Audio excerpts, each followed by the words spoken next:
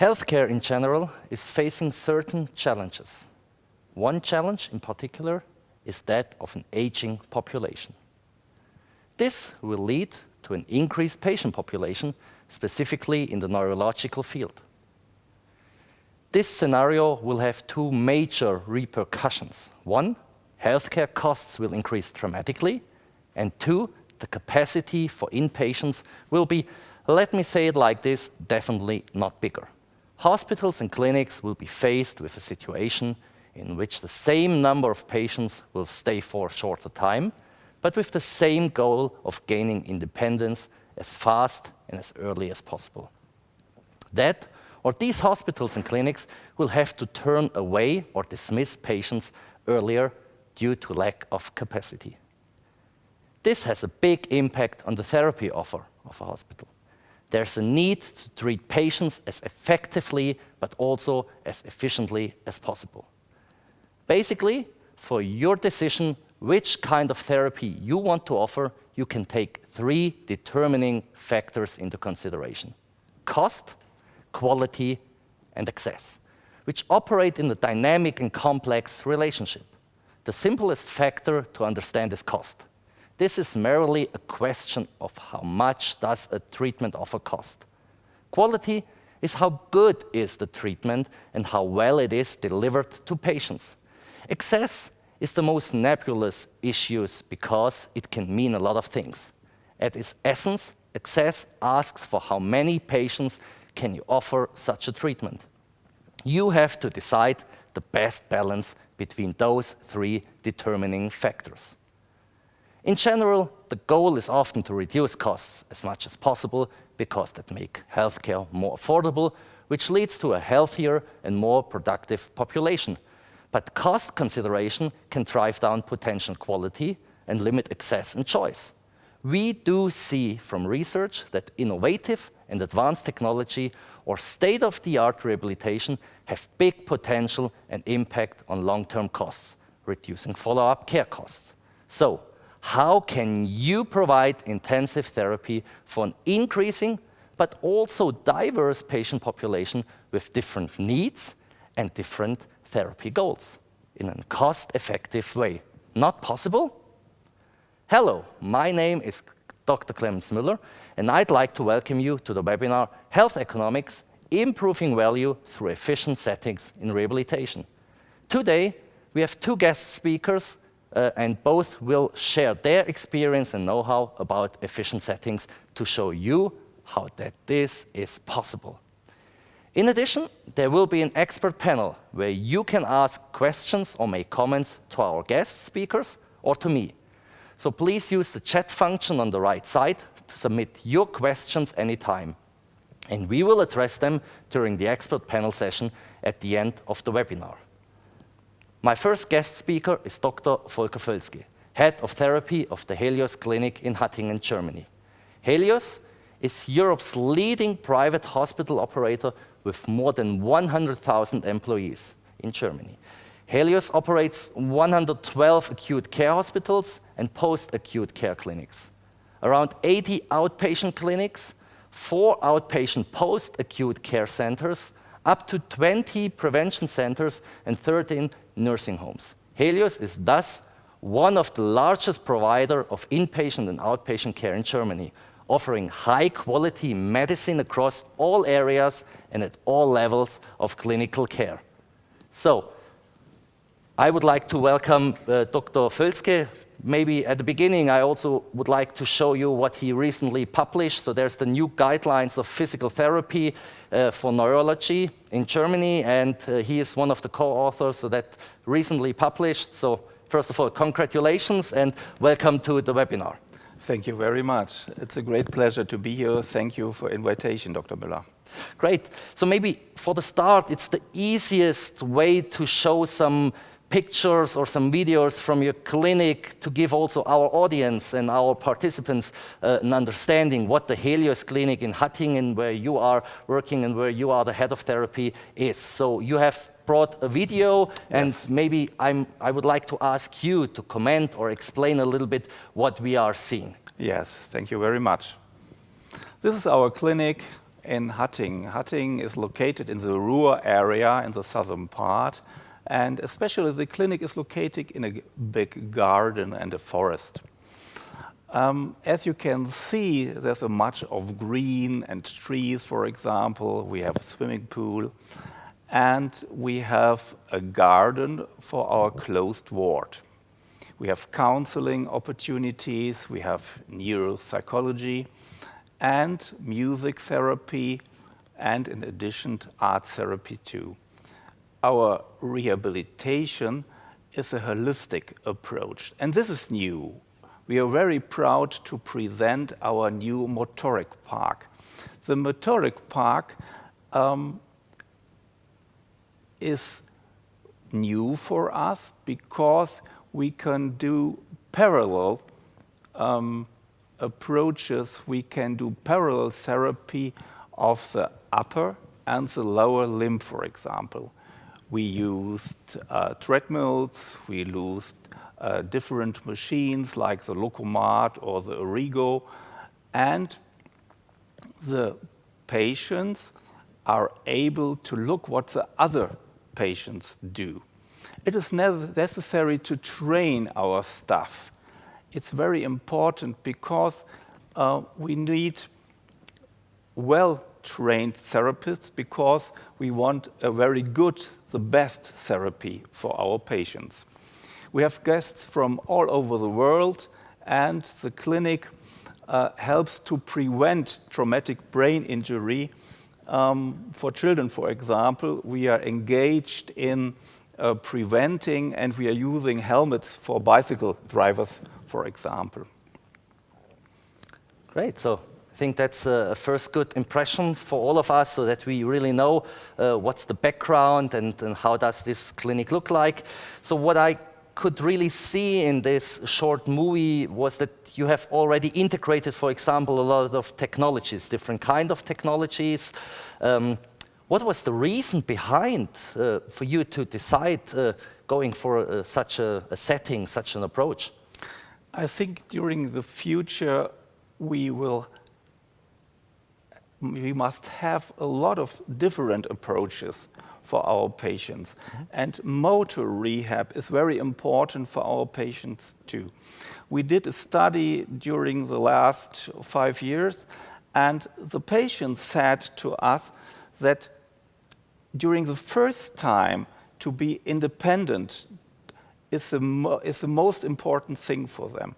And later, during the later time of neuro rehab, the cognitive deficits are more important. But during the first time, during the early phase of rehab, we will produce independence. And this is difficult, and we have to organize a lot of rehabilitation approaches. For example, we must have a lot of frequency. We must have duration in our therapy. And as you know, neuroplasticity depends on repetition, for example. These are three very important points of view. And this is the reason why we want to use such a new group setting, for example. So it's more or less you also want to increase the effectiveness of the outcome. And I think there are also a lot of studies already showing that such approaches are really also effective. I think today it's also a main interest about efficiency. Yes. So can you tell us a little bit more, how does your clinic approach this topic and perceive this topic? Yes, it's true. We have a lot of stuff about efficiency, effectiveness, and now we focus on efficiency. And our new group setting is one approach for this. I think it's very important that we organize such a good setting for the future because of the costs of rehabilitation and the shorter stay of patients in our rehabilitation ward. We need a good therapy planning, a good organization, and we need the best therapy setting which is possible. Okay. So what we have also seen in your video, that you are somehow mixing a little bit technologies, also technologies which I would assume are addressing different kind of patients, right, in different impairment stages or different therapy goals. So what is really the idea behind it? So to bring different, let's say, different kind of patients together. Yes, it's true.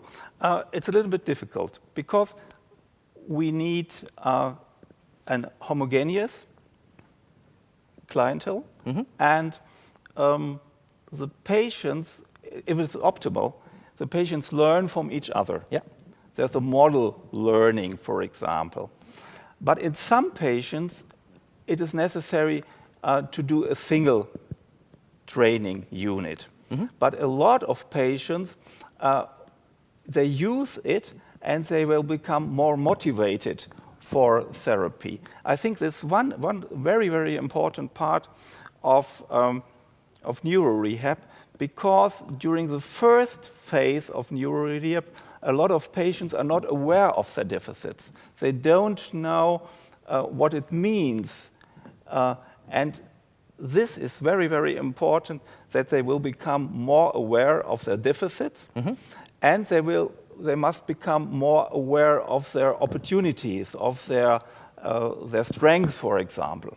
Okay, great. So also this kind of approach with this group and parallel setting, it's really then the goal to have, with the same amount of therapists, a higher amount of therapies, right? To increase the offer at the end. Yes, it's and true. then also the outcome. Yes, Okay. we hope so. We did a study. Yeah. We want to evaluate this new group setting, and we think it's possible. I think it's a great chance for us to do more therapy for our patients, and I think the benefits of this group setting will be a good possibility for us to prepare our clinic for the future. Great. So I've already mentioned at the beginning of this webinar this triangle between cost, access, and quality. Now you said you want to increase the therapy offer, which would be at the end also to increase the access. You mentioned already the benefits and the effectiveness, the quality. Often the devices, the technology, the advanced technologies are also seen like some kind of a luxury item, right? And at the end, that was also my provocative question at the beginning. You know, you have to find the balance. So how do you see this? How do you perceive this in your clinic? The interfaces between those factors? I think it's true. There's a very intensive discussion between the management, the therapist, and the physicians. We want the best therapy for our patients, and we have to integrate this robotic approaches, the machines, into a holistic approach. I think you must be aware that neurorehab is more than motor rehab. You have to integrate cognitive aspects, for example, or affective, the emotion of the patient and the motivation. And this all together is necessary to be aware of. We need very intelligent and individual approaches for our patients. It's not the selection of the patients for motor therapy, for robotic, for example, is not so simple as it seems. We have to discuss, and for such patients, it's very effective, and if it is effective, it is efficient. Okay. And we already, or I have already showed at the beginning also the challenges like this aging populations, where also a clinic has to face certain circumstances also in the future. So how does a clinic has to prepare itself for those aspects? So maybe you can also take this as a chance for your clinic to be some kind of a role model, but what does a clinic need to do in the future to provide the best quality, to provide also access to support the patients with effective and efficient solutions? I think it's necessary to use a lot of modern technologies. not just robotic and motor rehab, for example. We need a lot of apps, for example, for communication between the patient, between the staff, and the physician and the physiotherapist at home, for example. I think it's necessary to communicate, to give some information. And I said it before, the patient has to become the expert for their own disability. And then it's necessary to transfer the task, for example, the training procedures into the home setting. And this is much more possible with modern technology. So it's also like the transition between the different phases from inpatient, outpatient, home therapy, also to provide their solutions to not losing time and losing information in all these phases. Yes. Would this be in this direction? Yes, it's true. I think, you know, rehabilitation needs time because neurorehabilitation, neuroplasticity, it's not fast.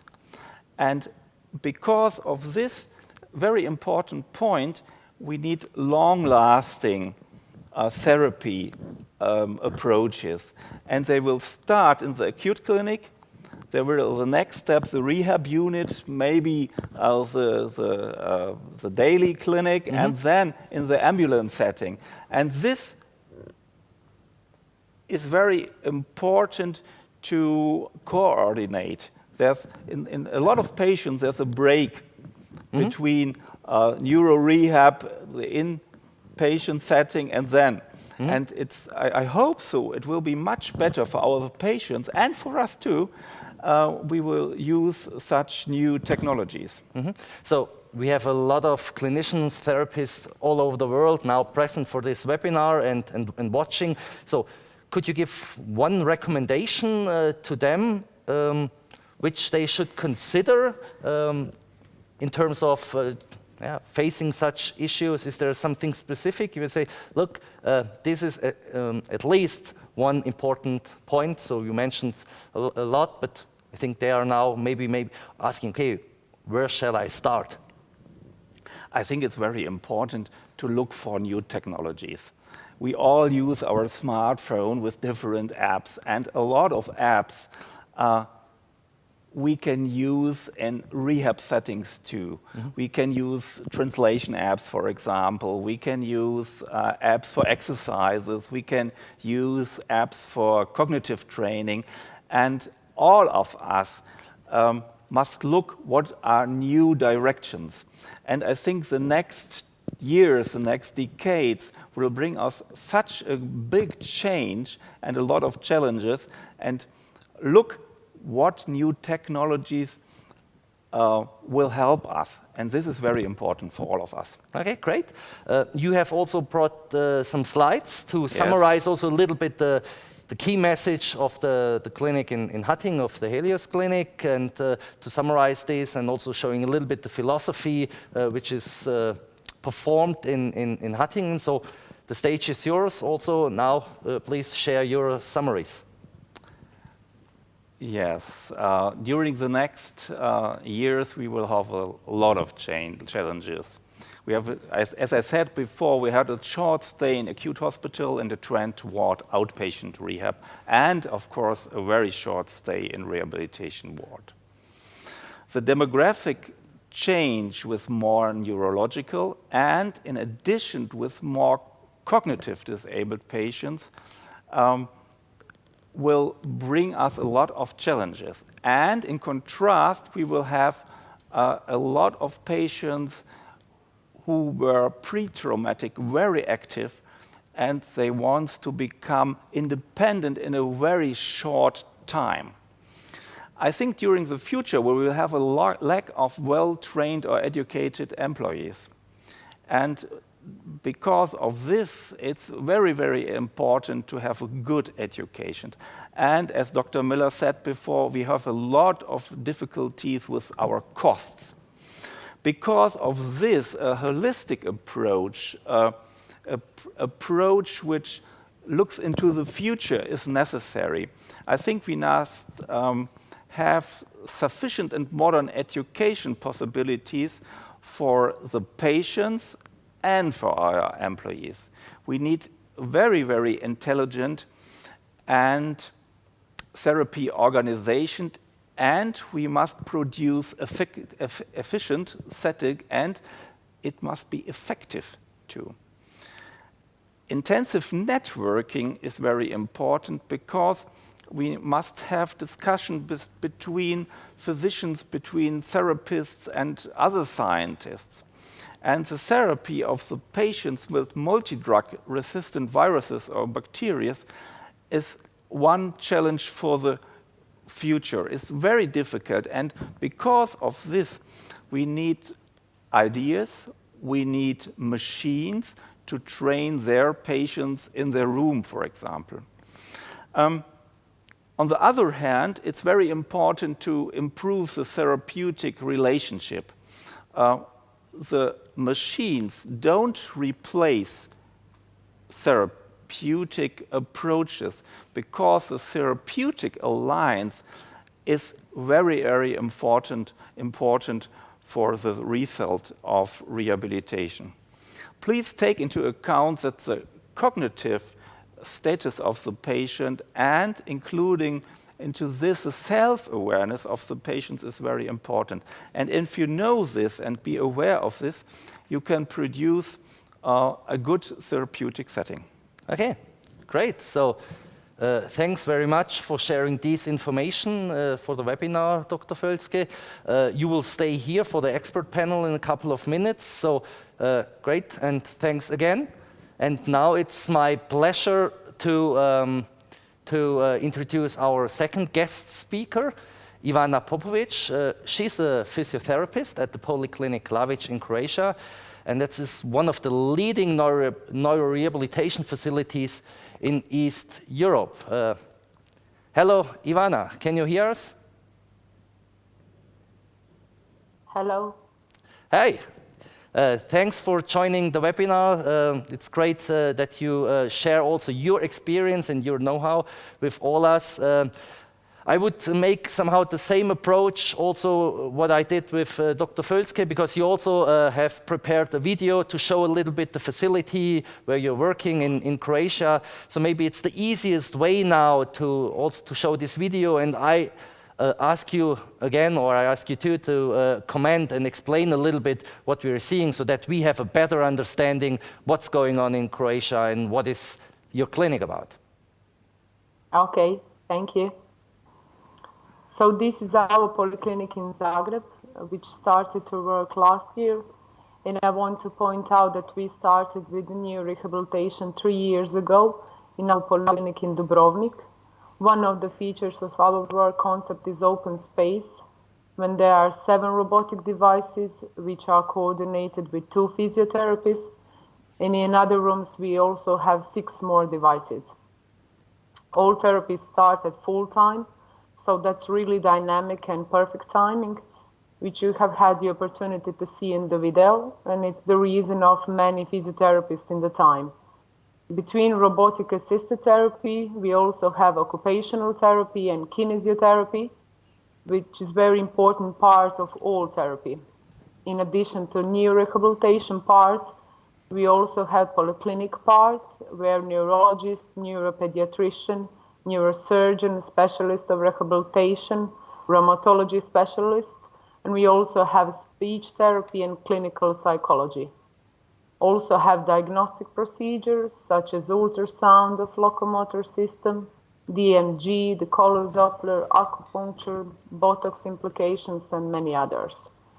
Such multidisciplinary approach enables the best therapy for each patient, as well as monitoring, evaluation of the progress, but also allows daily changes of the therapy in order to be the best for the patient.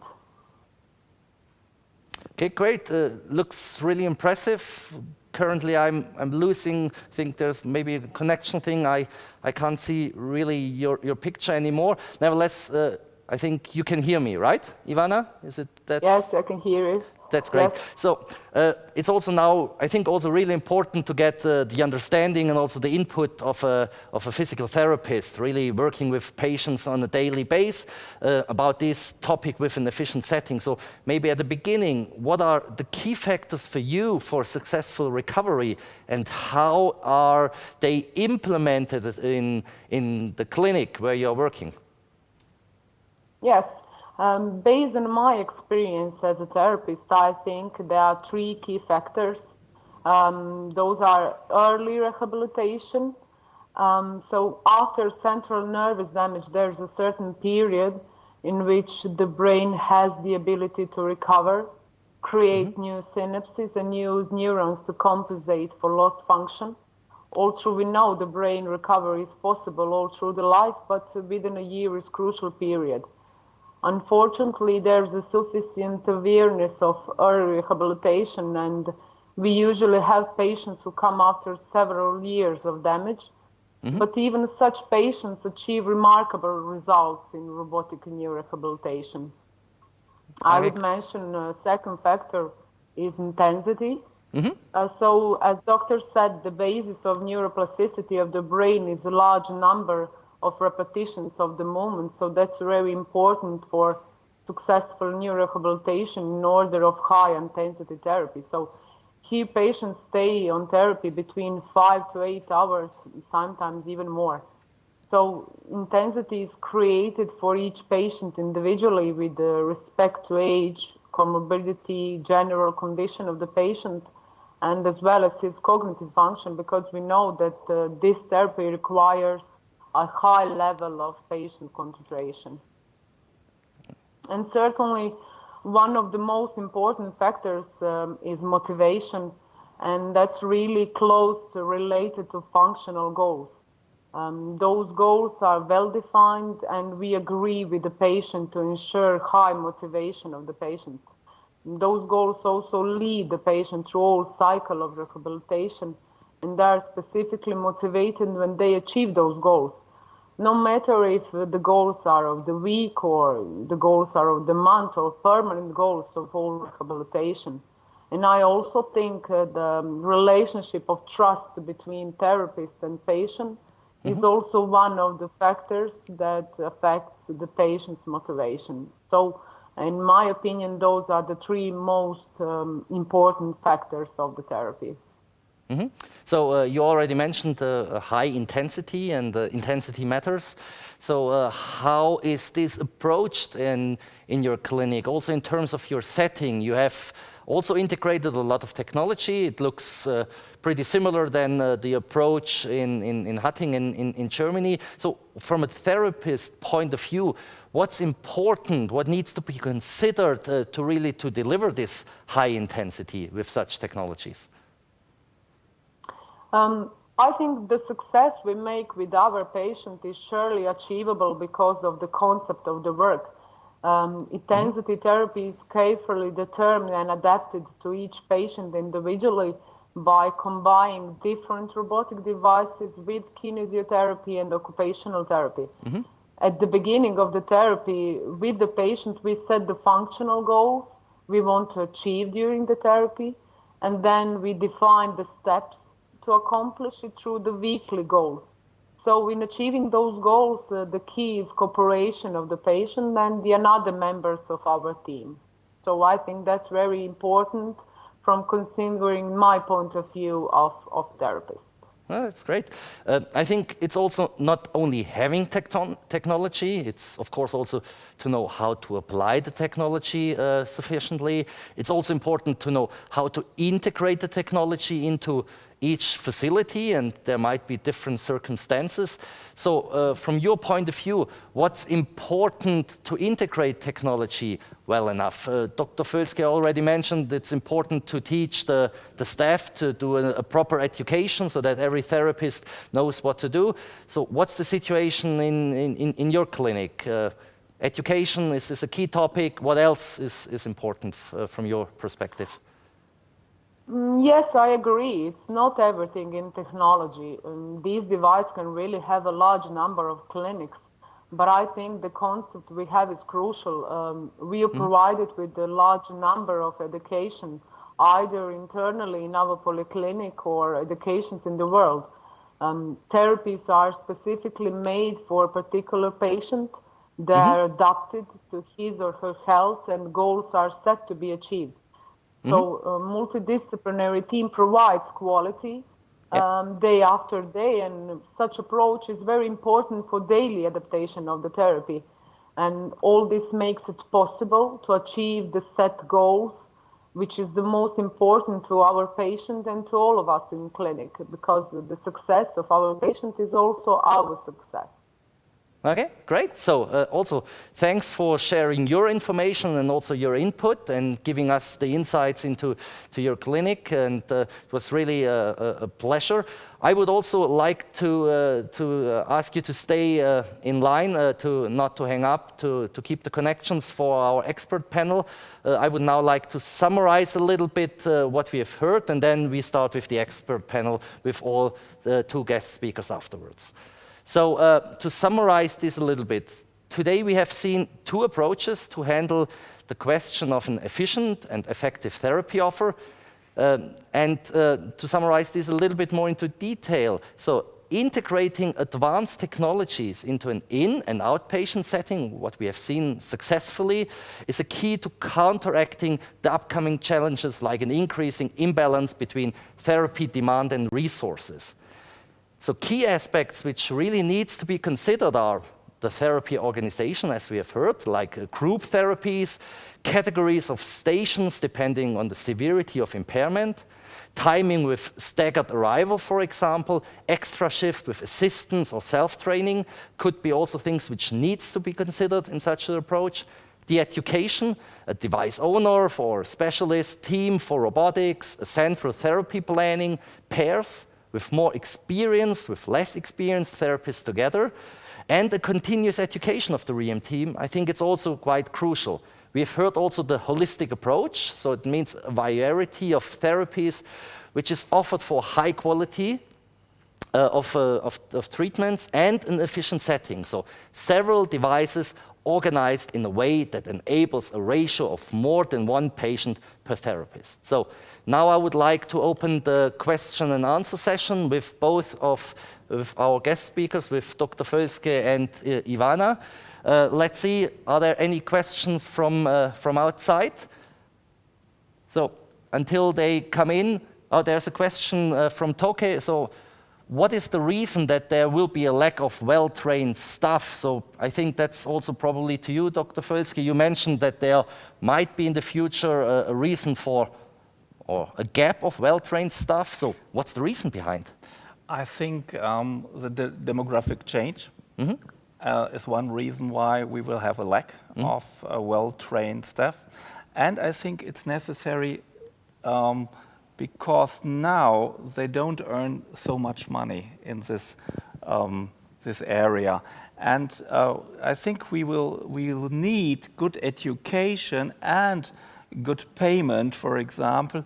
And this is necessary because a lot of different professions will become into I think they will become. They have to adapt yes, themselves to find a new role? Or? Yes, it's a lot of developments in the future, and this is a concurrence between different professions, and we must produce a nice and important profession in Eurorehab, for example. Okay, great. So maybe a next question. I think which also popped into my mind was we have seen now 2 examples, one in Germany and one in Croatia, both really with a big room, and that looks really great. But there might be also now therapists outside here watching this webinar where the infrastructure is not given like this to make this holistic approach with a big room and with different technologies. But how can they also start with efficient settings, with efficient ways? Are there any recommendations from maybe first of you, Dr. Völske, and afterwards from you, Ivana? Are there any recommendation tips you would like to share? I think it's necessary to start in a small group setting. 2 patients and 1 therapist, for example. And you have to become a feeling what is possible. And it is necessary. You go step by step, not to produce a big setting like other first, but step by step you can develop a group setting, for example. Anything to add from your side, Ivana, to start efficient settings, even if the infrastructure is not given like in Croatia? Any recommendations? Yes, we really like the open space, and we are using it in Zagreb because it requires less physiotherapists working with many patients. But in that thing, I think that physiotherapists should be educated, and they should know very well, and they should be able to share the knowledge. And so I think the open space is really good if the therapists are good at their job, but for the beginning of the therapists are not specialized in those things. I think the rooms should be smaller. Okay. So that's my, let's say, tip. Okay, yeah. So I think also what I've seen in plenty of clinics all over the world, which also starts efficient settings, you know, it's the setting of the devices, but I think you can already start with the patient scheduling, with the patient organization, to try to bring also some kind of efficiency and to increase the therapy offer like this. So different approaches, but I think, yeah. We have now a question from the US, from Christy Simpson. It's a long text and a long question. I try to summarize this a little bit. So she's asking about the trend of insurance pushing more to shorter length of stay, and this creates also a challenge, of course, for the rehab system. And is there some kind of a conflict? And what are your implications, or what are your ideas on such a topic? So how to deal with this? Yes, it's true. There's a big problem into the future. I think, as Christy Simpson wrote,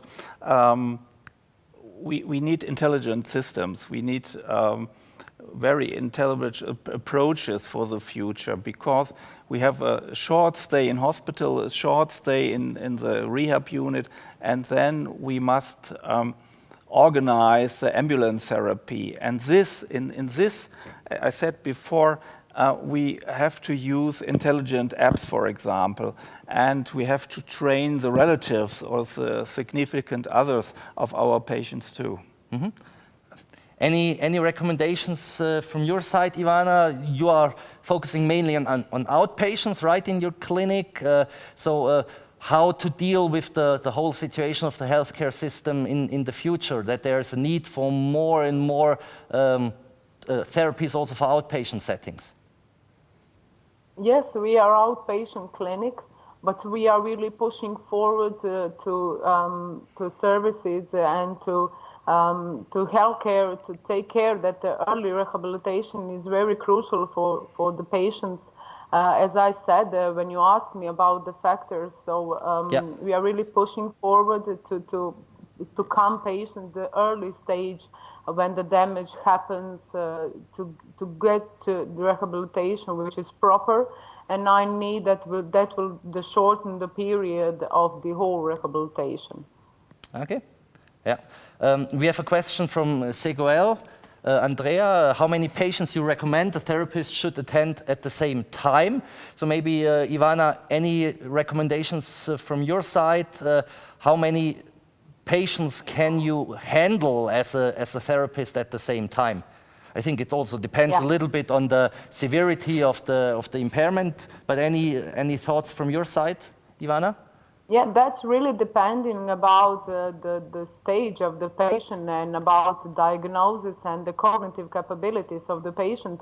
But I think if the patients, let's say, are cognitive well and they then don't have any comorbidities, and the therapist is well, I think the robotic standard is to be at least one physiotherapist on 3 devices. So that's the thing that we are dealing with here.